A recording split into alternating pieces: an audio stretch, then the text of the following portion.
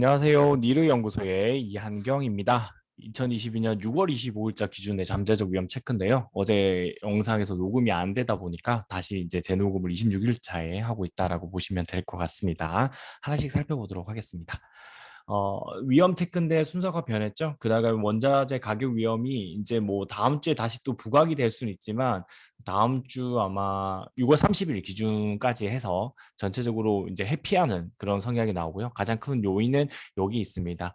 금리 인상의 영향이라고 보고 있어요. 그러니까 투기적 자본이 이제 좀 소멸돼야 된다라고 보시면 되거든요. 그러니까 원유 가격, 천연가스 미리 이제 계속 치솟아 오를 것 같아서 투기적으로 들어왔던 자본들이 이제 나가는 거죠. 그리고 금리 인상 때문에 양적 긴축과 금리 인상 때문에 실제로 이제 채권을 통해 가지고 레버리지 투자를 했던 것들을 이제 못 하게 되는 거죠. 예, 그러면 자연스럽게 주식 시장도 빠지고 전체적인 자산 시장이 빠지지만 여기 있는 투기적 자본이 들어갔던 원자재 가격 위험이 조금 해소된다. 그렇게 보시면 됩니다. 그러면 전체적으로 가격이 내려오니까 전반적인 인플레이션이 조금 완화될 수 있는 거고요. 근데 그게 어느 정도까지 완화되는지가 올 연말에 상승이 나오냐 아니냐의 차이라고 보시면 될 것 같습니다. 이 금리 인상과 양적 긴축도 전망치로 해서 이제 살펴보도록 할 거고요. 스태그플레이션이냐 리세션이냐 이 싸움인데 확률은 증대됐으나 전반적으로는 이제 IMF에서도 그랬고 미 연준에서 블라드 총재가 제대로 말을 해줬거든요. 디펜스를 해줬어요. 그러니까 경기 침체는 안 온다. 둔화는 오는데 경기 침체는 안 온다라고 이야기했고 저도 그쪽에 더 가깝고요. 왜냐하면 중국이 이제 다시 돌아가잖아요. 중국이 이제 G2가 되면서 소비도 많이 하는 국가가 되었기 때문에 그 국가가 다시 경제가 정상화되면 전체적인 리세션으로가 넘어간다라고 보시면 됩니다. 이번에는 진짜 한 가지 이유가 아닌 복합 다중으로 이제 전체적인 경제가 그리고 주식시장이 많이 무너져 있다라고 보시면 되고요. 이 부분은 전체적으로 해결될 수 있다라고 보시면 될 것 같습니다. 신용 위험인데요. 인플레이션과 금리 인상 리스크 때문에 리스크가 높아졌냐라고 하는데 재밌는 건 코로나 때문에 힘들었던 나라들이 지금 관광객들이 다시 들어오면서 살아나고 있어요. 그러면 전체적으로 경제가 좋아질 수 있겠죠. 이런 부분들도 긍정적으로 보시면 되고요. 우리나라는 이제 아킬레스건인데 북한 도블인데 이번에 그 전략적 전폭기가 이제 자기가 레이더를 그러니까 감지 안 되고 있다 갑자기 켜가지고 북한한테 시그널을 살짝 본 것 같아요. 그래서 핵실험은 안 된 것 같고요. 왜냐면 이제 전폭기가 있으면은 핵실험 잘 안 합니다. 이게 그렇게 보시면 되고요. 그래서 미사일로 넘어가지 않을까라는 분위기로 넘어가고 있고요. 핵실험을 한다면 그때 지난번에 계속 말씀했지만 그날은 시장이 진짜 안 좋을 겁니다. 예, 안 좋아질 거고 그걸까지도 고민하면서 대응을 해야 되기 때문에 참 어려운 시장이라고 보시면 될 것 같습니다. 그리고 그거 이후에 이제 하이 모드로 가면서 전반적으로 좋아질 수 있다라고 보시면 될 것 같습니다. 러시아 우크라이나 전쟁은 이제 장기전 비슷하게 되고 있고요. 러시아는 원하는 땅을 얻었고 우크라이나는 지금 EU의 후보국이 됐죠. 그러니까 이 두 가지를 다 충족했기 때문에 이제 전쟁에 있는 영토 싸움이지만 6.25처럼 정리가 되지 않을까 그렇게 보고 있습니다. 그리고 이게 만약에 그 정도라도 그러니까 정전이나 휴전 쪽으로만 간다고 하면 이 부분들이 조금 해소가 될 거고요. 금수 조치는 안 빠지지만 원유와 천연가스를 그러니까 중진국들, 신흥국들한테 싸게 팔고 있대요. 그래서 뭐 인도라든지 브라질은 산유국이죠. 그러니까 다른 나라들이 이제 긍정적으로 보고 있고요. 이 부분이 이제 그 뭐 이익이 좋아지는 건 아니지만 전반적으로 인플레이션을 잡을 수 있다는 이슈 때문에 상승이 나올 수 있다라고 보시면 됩니다. 가상화폐는 어제 그 영상을 만들었을 때는 올라가 있는 상태였고 새벽에 조금 떨어졌다가 다시 이제 올라간 걸 확인을 했고요. 그래서 이제 크게 무리는 없고요. 제가 봤을 때는 지금 가격대를 지지를 하고 있다면 다음 주 반등의 원인이 될 수가 있습니다. AMD, 엔비디아, 인텔도 있고 여기는 GPU라는 새로운 게임들이 나오고 새로운 우리가 메타버스 세계가 나온다면 그때마다 성장이 나올 수 있다라고 보시면 되고요. 필라델피아 반도체 지수는 지금 좀 안 좋아요. 왜냐하면 흑자가 모든 기업이 나오는 것도 아니고 대표 기업들이 지금 무너지고 있으니까 관련된 부품 납품하는 기업들도 같이 힘들어지고 있는 거죠. 그러니까 그 기업들이 같이 성장이 나와야 된다라고 보시면 됩니다. 그다음에 이제 서브 이슈 2로서 원충이 두 상황인데요. 보시면 아시다시피 이게 큰 거 아닙니다. 큰 거 아닌데 우리는 코로나에 한번 놀랐기 때문에 너무 무서워하는 거죠. 코로나. 저는 두 창은 메르스급이라고 보고 있어요. 이게 차이가 나는 겁니다.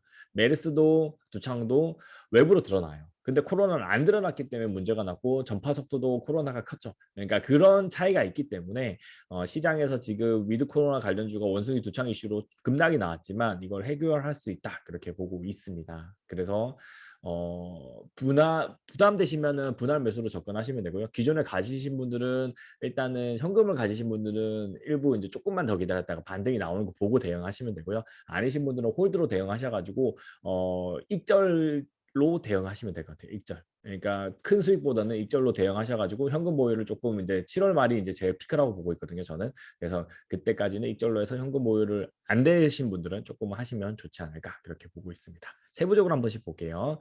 금리 인상과 양적 긴축인데요. 금리가 이만큼 올랐어요. 그러면 뭐예요? 이게 코로나 이전의 상태로 돌아온 겁니다. 그러니까 크게 무리는 없고요. 이제부터는 경기가 안 좋아지면 이거를 줄일 수 있는 거죠. 단 인플레이션이 꺼져야 됩니다. 인플레이션만 내려가면은 경기 둔화할 때 경기 침체가 됐을 때 구할 수 있는 구원투수를 FOMC, 패드가 할 수 있는 겁니다.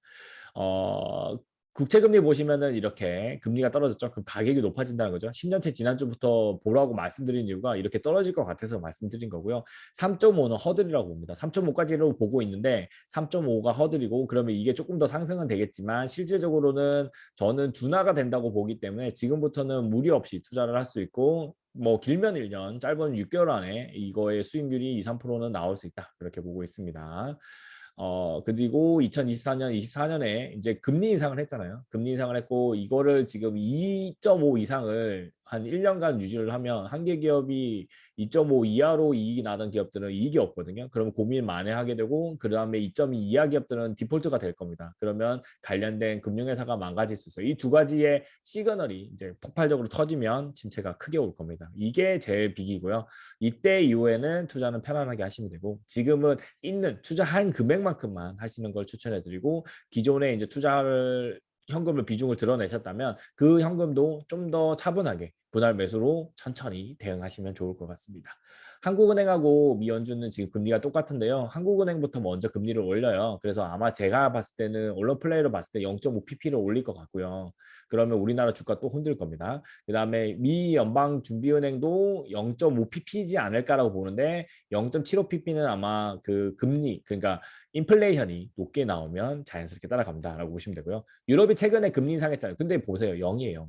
그러니까 마이너스 금리를 했으니까 이제 해야 되는 거고요. 경기 침체는 뭐 피할 수 없는데 인플레이션을 얘네들은 못 피하니까 더 그렇다라고 보시면 될 것 같고요. 사실상 러시아의 원자재로서 경제적인 붐을 만들었던 유럽의 입장에서는 이게 문제라고 보시면 되고요. 실제로 위험한 국가는 유럽, 그 다음에 또 하나는 일본 이 정도로 보시면 될 것 같고 나머지 국가들은 그러니까 중국은 한번 반대매매 크게 나왔고요. 그 다음에 그 미연준도 반대매매 크게 나왔어요. 일본하고 유럽도 유럽도 뭐 크게 나왔다라고 볼 수 있는데 일본은 아직 그 국가 돈으로 지금 디펜스를 하고 있기 때문에 이 부분이 이제 아킬레스건에 가고 옆나라기 때문에 향후 이때 이 구간이 나왔을 때 정말 힘들어질 수도 있다 그렇게 보시면 됩니다. 예, 그 정도로 말씀드리고요. 스태그플레이션이가 리세션입니다. 여기 이제 IMF에서 이제 경기 침체는 겨우 피할 것. 그 다음에 블라드도 그 얘기를 합니다. 저도 이거에 동의를 하지만 예측이기 때문에 언제를 모른다라고 보시면 되고요. 스태그플레이션은 경제 침체와 인플레이션이 동시에 있는 건데 다행인 거는 인플레이션이 떨어지고 있는 겁니다. 근데 물론 이제 이게 2%, 2와 3%대로 떨어져야 안전적인 채권 정책을 펼칠 수 있기 때문에 좋게 보시면 되고요. 통화 긴축 정책의 충격이 이번 달에 들어온 거고 다음 달에도 연속된다라고 보시면 됩니다. 4번은 거의 해결되고 있고 자산 가격 급락은 거의 실현이 됐기 때문에 두려워 안 하셔도 될 것 같고요. 지금 여기서 더 빠져봤자 마이너스 15에서 20%입니다. 고점 대비하면 30% 40%죠. 그러면 재수예요. 그러니까 이때부터는 있는 돈 없는 돈 가지고 와서 이제 비벼야 되는 겁니다. 분할 매수로 비비면 됩니다. 두려워하지 마시고. 네. 기회예요. 예, 그러면은 최소 많으면 어떤 종목을 사도 30%, 많이 올라가면 50% 이상, 그리고 운 좋으면 여러분의 종목이 5배에서 10배 올라가는 종목을 겟하실 수 있습니다. 그렇게 보시면 되고 지금이 이제 진짜 있는 자산이 있으신 분들은 좀 더 확장적으로 서서히 눈을 뜨시면서 대응을 하셔야 되고요. 그래서 저는 레버리지 쓰는 거 별로 안 원하죠. 레버리지 쓰지 마시고 그냥 있는 자본으로 대응을 하셔도 충분하니까 그렇게 보시면 될 것 같습니다. 글로벌 공급망 차질은 중국이 해결되고 있기 때문에 크게 문제는 없다라고 보시면 되고 여기 보시면 관광업이 부활되고 있죠. 동남아. 동남아는 스태그플레이션에 안 온다는 거. 원래부터 동남아는 그 채소값 그 곡물 가격이 낮죠. 그러니까 그렇게 보시면 되고 산지다 보니까. 그래서 이런 부분들이 있고 기존 금리는 계속 인상하는 속도가 나왔고 그거를 가격하게 유발을 했기 때문에 글로벌 주식이 다 빠진 거예요. 근데 결국에는 이거는 올린 거는 내려가고 내려갔던 거는 올라오기 마련이거든요. 그래서 결국에는 어느 정도 적정선까지 이제 올라와 있는 거고 여기서 조금 더 올라가고 그다음에 이제 내려올 거다. 그렇게 보시면 될 것 같습니다. S&P 500 주가지수 하락인데요. 여기 보시면은 이렇게 많이 하락을 했고 이렇게 많이 하락한 기간 이후에 상승이 나오는 거죠. 그러니까 이거 이후에 상승이 나오는 건데 지금은 코리아 팬데믹일 때 이렇게 나왔고 지금 현재 14%인데 5월까지가 14%였죠. 지금은 더 급락이 일어났으니까 거의 준한 수준까지 왔습니다. 그래서 사실상 괜찮다라고 보시면 될 것 같고요. 그러면 이제 뭐냐면 락바텀은 아닌데 어느 정도 바텀을 형성했다. 중간에 내려가더라도 다시 올라서 다시 여기를 바텀을 찍을 수 있다라고 보시면 되고요. 그 현상이 지난주 금요일 날 미국 시장에서 나타났고 미국 시장에 역대급 급등이 나왔어요. 그러니까 저점이다. 쇼커버링. 이제 위에서 매도 친 사람들이 다 청산하고 나간 거죠. 공매도 친 사람들이. 추가 공매도 치기 힘들걸요, 이제. 그러면 사실상 지금부터 남은 거는 공매도와 매도의 싸움이 아니라 심리입니다. 심리. 시장이 붕괴될 것 같으면은 진짜 주식을 파는 사람들이 있을 거고 시장이 붕괴가 되지 않고 아 지금이 저점이다 생각하는 사람 공매도는 지금이 저점이라 생각했기 때문에 환매수했겠죠. 그러니까 그게 같이 연결된다라고 보시면 됩니다. 3,800에서 이 정도까지 랠리는 가능하다고 합니다. 지금 야간에 찍은 거는 3,900이거든요. 그러니까 추가적인 한 번에서 많은 5번 나눠서 천천히 우상향하는 그래프를 그릴 것 같고요. 근데 이제 모건 스탠리와 JP 모건이 이제 두 개가 다른데 JP 모건 입장에서는 작년에 맞추신 분입니다. 4,800까지 올라갈 거다. 그래서 요만큼까지 올라갈 수 있다라고 보고 지금은 충분히 급락이거든요. 급락이 발생했기 때문에 이제 반등이 나온다는 거고 모건 스탠리 입장에서는 이 패스가 그러니까 경기 침체가 반영이 되면 이렇게 된다는데 침체가 오냐는 겁니다. 중국이 셧다운이 해소됐고요. 그러면은 중국이 해소됐으니까 G2 중에 하나가 살아난 거죠. 미국이 이 패스가 2분기는 떨어질 수 있지만 3, 4분기, 4, 4분기가 만약에 2분기 대비해서 좋아지면 어떻게 될까요? 그러면 올라가겠죠. 그렇게 보시면 되고요. 이게 지금 자본시장을 이끌어가는 그 방향성을 잠재적으로 보여주는 거고 S&P 주가 지수 하락이 이제 반등으로 나왔기 때문에 시장에서는 다소 위험은 해소되지만 반등이라는 거. 반등이기 때문에 이 반등이 이제 상승 내일로 바뀌어야 되는 거죠. 아니면 박스권 내일로 바뀌어야 됩니다. 네, 그 박스권 상단 이번에 올라가는 게 박스권 상단이라고 보시고 많이 못 올라가면 결국 이렇게 N자형 파동이 나옵니다. 그러니까 최근에 있던 저점을 다시 깨러 가는 거고요. 우리나라는 악재가 한두 개 더 있기 때문에 깰 수도 있다라고 생각하시면서 보수적으로 대응을 하시고 분할 매수 꼭 하시고 지금은 아니지만 빅스 인버스 투자는 여기 있는 올라왔을 때 보고 제가 한번 얘기해 드리겠습니다. 아마 제가 봤을 땐 시간으로 대응을 해야 돼요. FOMC 직전의 상황이랑 CPI 그러니까 그 인플레이션의 정도를 말하는 시점에 움직인다. 그렇게 봐주시면 될 것 같습니다. 자, 신흥국 신용위험인데요. 아까 신용국 중에 하나는 뭐였어요? 그러니까 뭐 동남아 지역 같은 경우에는 관광객이 늘어나니까 긍정적으로 보시면 되고요. 근데 이제 신흥국 금융시장 선전하고 있죠. 긴축발자가 없다는 거. 5일 전에 나왔었고 대외 건전성 취약한 국가는 이집트, 터키가 추가됐고 아르헨티나 있고 헝가리도 있는데 다 신흥국들이다 보니까 그렇게 나온 거라고 보시면 돼요. 요 국가들입니다. 근데 인도도 그렇고 헝가리도 그렇고 이게 러시아에 대해서 반발하지 않아요. 그러니까 그게 긍정적이라고 보시면 됩니다. 그렇게 보시면 되고 요 국가들 아직 위험하니까 얘네들이 연쇄 부도가 일어나면 우리나라한테 파급 효과 올 수 있다. 근데 자연스러운 건 우리나라가 많이 투자한 건 아니에요. 중국하고 일본이 더 많이 투자한 거고 실제로 이제 중국하고 일본은 담보부로 투자를 한 거기 때문에 크게 무리는 없을 거라고 보고 있고 신흥국이 이제 힘들어지는 거죠. 그렇게 보시면 될 것 같습니다. 신흥국 신흥위험에서 여기 보시면 터키 지수가 이제 좀 내려앉았죠. 그러니까 가라앉았다는 거 보시고 브라질은 높았죠. 원자재 가격이 올라가니까 반대가 된 거고요. 그리스 이제 위험하다는 겁니다. 이게 그러니까 그리스가 위험해지니까 자연스럽게 H&M도 지금 주가가 좀 힘들죠. 그러니까 해운업 전체가 ETF적으로 굳혀간 해운 ETF가 있는데 그것들이 다 약세라고 보시면 됩니다. 왜냐하면 미 국회에서 계속 해운업을 때리고 있어요. 왜 이거 운임지수 높냐 그렇게 얘기하는데 아직 익숙하지 않아서 그래요. 익숙해질 수밖에 없습니다. 왜냐면 인플레이션은 익숙해지는데 한 1년, 6개월에서 1년 정도 걸린다라고 보시면 되고요.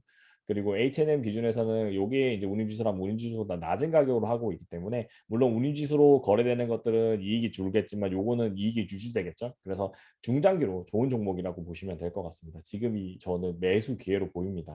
물론 이제 얘가 전환부 산재와 신주인수권부 사채가 있기 때문에 그걸 반영한 가격이라 보고 있어요. 저는 11조가. 원래는 한 22조 가야 되는데. 그러니까 그게 전환되면 22조거든요. 그러니까 그렇게 보시고 실질적으로 이익으로 봤을 때는 얘는 어디까지 올라가야 되냐면 저는 30조에서 40조까지 가야 된다고 봅니다. 그러면 지금 가격의 2배는 나와야 된다라고 보시면 될 것 같고 그 가격일 때 익시트 한다라고 보시면 되고요.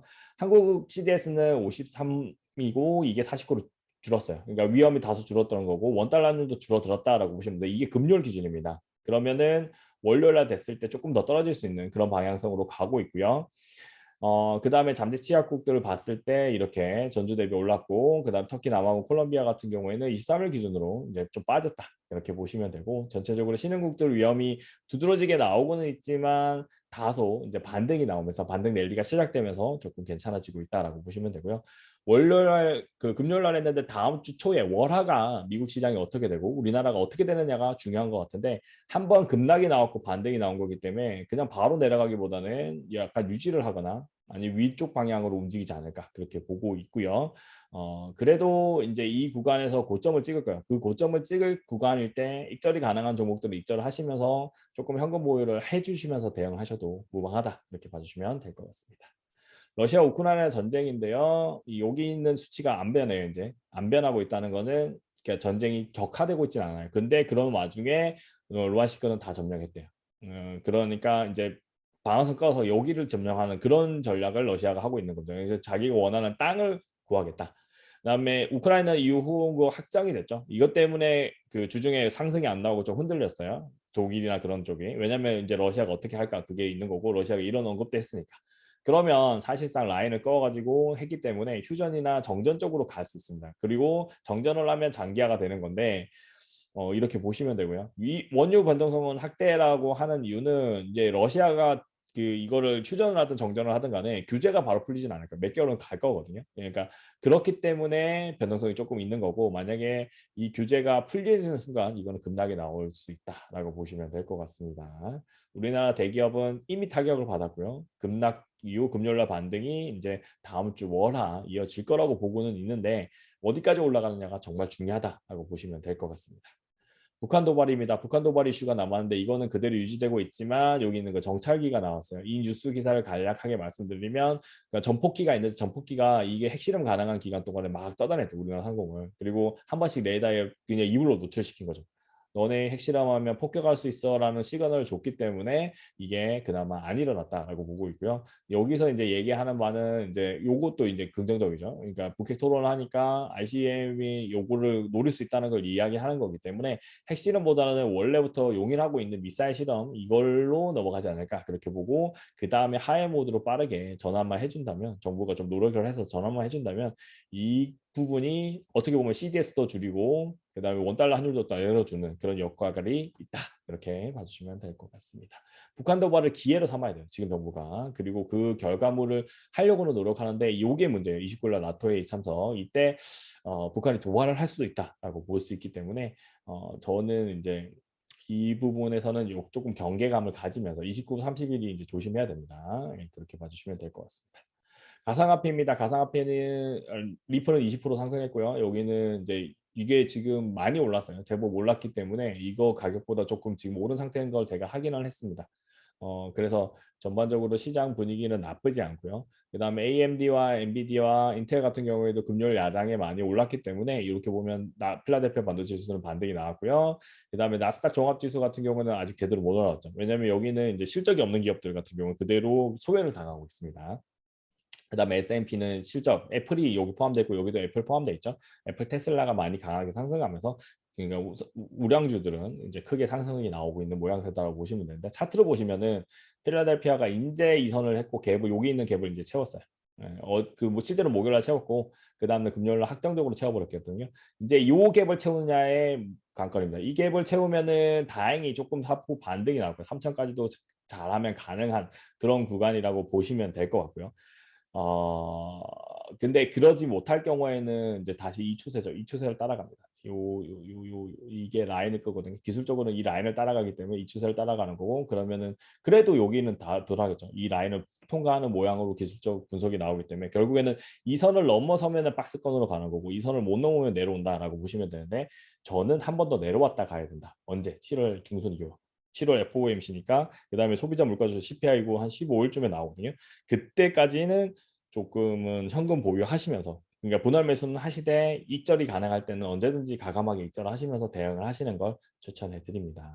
그리고 중장기로 투자하시는 분들은 종목이 마이너스 난다고 해서 너무 상심하지 마시고, 예, 오히려 분할 매수 기회를 조금 더 잡으시고, 포트만 구정돼 있다면, 그러니까 그렇게 해서 이익을 가져가시면 됩니다. 결국에는 연말 되면은 지금 가격보다는 높지 않을까 그렇게 보고 있습니다.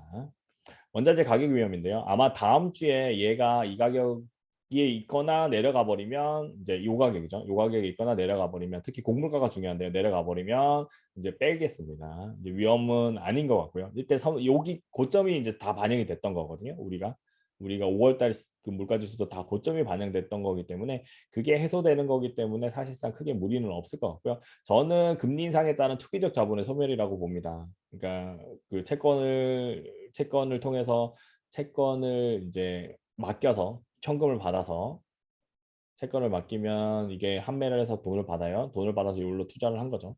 그래서 근데 이제 금리가 높아지니까, 그리고 이거를 그냥 이제 이 돈들을 그냥 해소해 버리죠. 그게 양적 긴축입니다. 돈을 해소하니까 이 해소금을 돌려줘야 되잖아요. 그러니까 투기적으로 들어왔던 거 다 팔고 그냥 돌려주는 거죠. 그러니까 스마트 머니니까. 이게 올라갈 거라고 예측을 했잖아요. 작년부터 계속. 그러니까 그 예측을 했고 이제 정점이다 싶어서 빠르게 팔고 나가는 거죠. 공매도가 비슷합니다. 반대 매매 나올 때 시장가로 매도가 나오면 그 시장가 매도 나온 거를 물량을 빨리 청산해 보는 게 공매도입니다. 이렇게 보시면 되고요. 그리고 이제 적정가로 이제 돌아가는 것만 남았다. 이렇게 봐주시면 됩니다. 공매도 많은 종목들은 오히려 한매수로서 다음 주 월화쯤에 급등이 나올 수 있다. 이렇게 봐주시면 될 것 같습니다. 원숭이 두창인데요. 우리나라 최초 환자 발생하면서 위드 코로나 종목들이 다 힘들어졌습니다. 근데 보시면은 52개국이 그렇게 원숭이 두창 뉴스가 많았는데 3,200명입니다. 3,200명.